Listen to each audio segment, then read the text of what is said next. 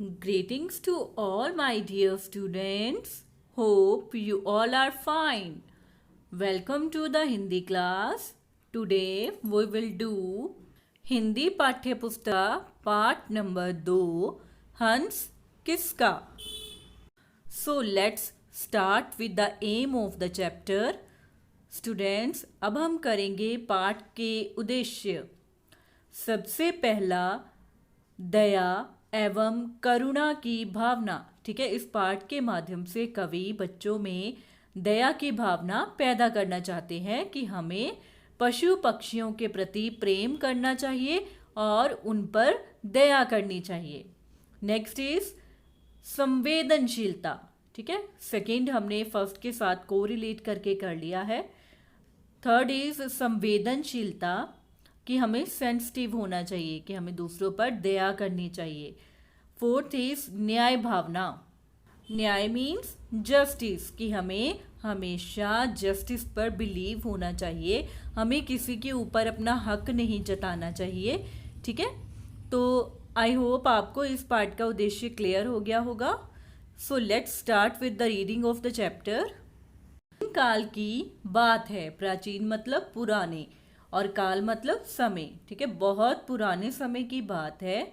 मगध में शुद्धोधन नामक एक राजा राज्य करते थे.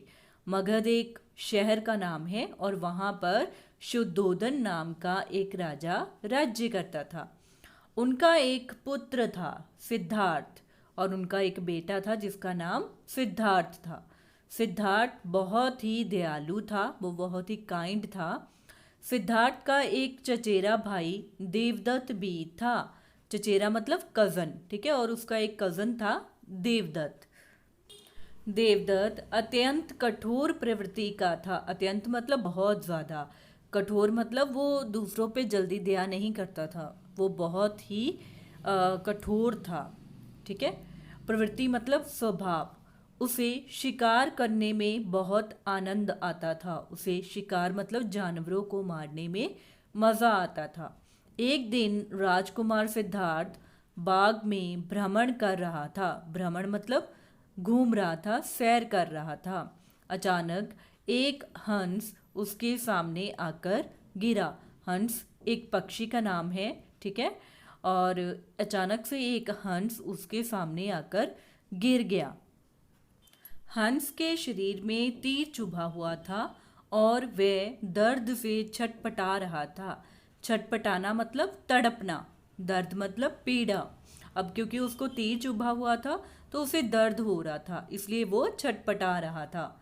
हंस की छटपटाहट देखकर सिद्धार्थ का हृदय द्रवित हो गया.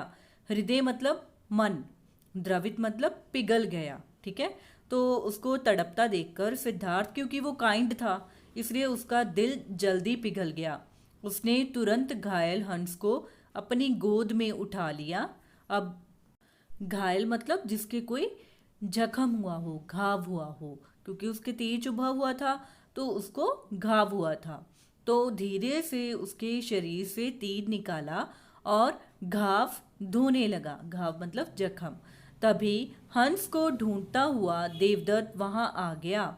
हंस सिद्धार्थ की गोद में था. देवदत्त बोला, सिद्धार्थ, इस हंस को मैंने मारा है इसलिए यह मेरा है. तो देवदत्त बहुत ही कठोर प्रवृत्ति का था, गुस्से वाला था. तो उसने सिद्धार्थ को बोला कि ये हंस मैंने मारा है इसलिए यह मेरा है. सिद्धार्थ बोला, देवदत्त, तुमने इस निरपराध पक्षी को मारकर अच्छा नहीं किया. निरपराध मतलब जिसका कोई कसूर ना हो, जिसका कोई अपराध ना हो. तो वो कहता है कि तुमने इस निरपराध बिना कसूर के पक्षी को मारकर अच्छा नहीं किया है. मैंने इसे बचाया है, मैं इसे तुम्हें नहीं दूंगा. तो वो सिद्धार्थ देवदत्त को हंस देने से मना कर देता है. तो इस पर सिद्धार्थ को बहुत गुस्सा आता है और वो सिद्धार्थ से कहता है कि बहस मत करो और मेरा हंस मुझे वापस कर दो. सिद्धार्थ ने कहा, देखो देवदत्त, मैं हंस को मरने नहीं दूंगा. तुम चाहो तो हम न्याय के लिए महाराज के पास चलते हैं, वे ही न्याय करेंगे. दोनों हंस के लिए महाराज शुद्धोधन के पास पहुंचे। तो सिद्धार्थ बहुत ही दयालु था, इसलिए वो हंस को मरने के लिए नहीं छोड़ सकता था। तो वो दोनों ही जस्टिस के लिए महाराज शुद्धोधन के पास पहुंचते हैं। देवदत्त क्रोधपूर्वक बोला, बहुत गुस्से में आकर बोला, महाराज मुझे न्याय चाहिए। तो वो जस्टिस मांगता है महाराज शुद्धोधन से।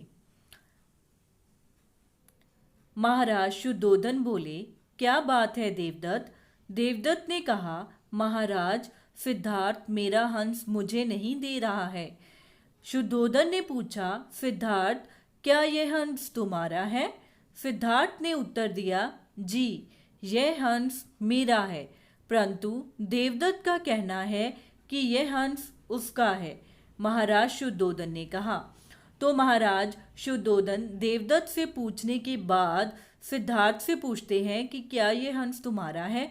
तो सिद्धार्थ हाँ में आंसर देता है। ठीक है, तो फिर महाराज शुद्धोधन कहते हैं कि सिद्धार्थ तो कह रहा है कि यह हंस उसका है और देवदत्त कह रहा है कि यह हंस उसका है। सिद्धार्थ ने विनम्रता से कहा, विनम्रता मतलब बहुत ही प्यार से, महाराज ये सत्य है, सत्य मतलब सच है कि देवदत्त ने हंस को मारने के लिए तीर चलाया था, लेकिन इस हंस को मैंने बचाया है, इसलिए यह हंस मेरा है। तो सिद्धार्थ बहुत ही प्यार से कहता है कि सिद्धार्थ ने देवदत्त ने इस हंस को मारने के लिए तीर चलाया था और मैंने इस हंस को बचाया है। तो मारने वाले से ज़्यादा हक बचाने वाले का होता है, इसलिए ये हंस मेरा है। महाराज शुद्धोधन के दोनों की बातें ध्यान से सुनी, फिर बोले, देवदत्त तुम इस हंस को मारना चाहते थे, परंतु सिद्धार्थ ने इस हंस को जीवन दिया है। मारने वाले से ज्यादा हक बचाने वाले का होता है, अतः हंस पर सिद्धार्थ का ही अधिकार है। अतः मतलब इसलिए क्योंकि मारने वाले से ज्यादा हक बचाने वाले का होता है, इसलिए हंस पर सिद्धार्थ का ही अधिकार है। इसके बाद सिद्धार्थ ने हंस की खूब देखभाल की, मतलब उसका पूरा ट्रीटमेंट किया। जब वह ठीक हो गया तो उसे उड़ने के लिए छोड़ दिया। यही राजकुमार सिद्धार्थ बड़े होकर महात्मा बुद्ध के नाम से प्रसिद्ध हुए। ठीक है, तो ये राजकुमार सिद्धार्थ बचपन में महात्मा बुद्ध का नाम राजकुमार सिद्धार्थ था और जब उन्हें ज्ञान की प्राप्ति होगी तो वो महात्मा बुद्ध के नाम से प्रसिद्ध हुए।